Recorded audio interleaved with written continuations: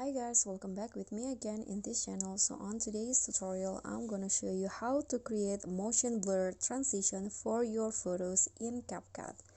So first you need to add photos to CapCut. You can add as many as possible, but this time I'm only using around 8 to 9 photos.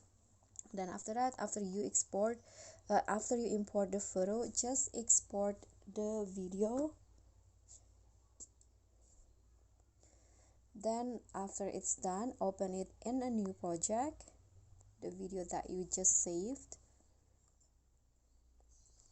Okay, then click on it, go to motion blur,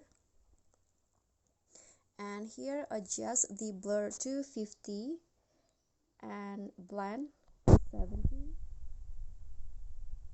Then change the times into twice.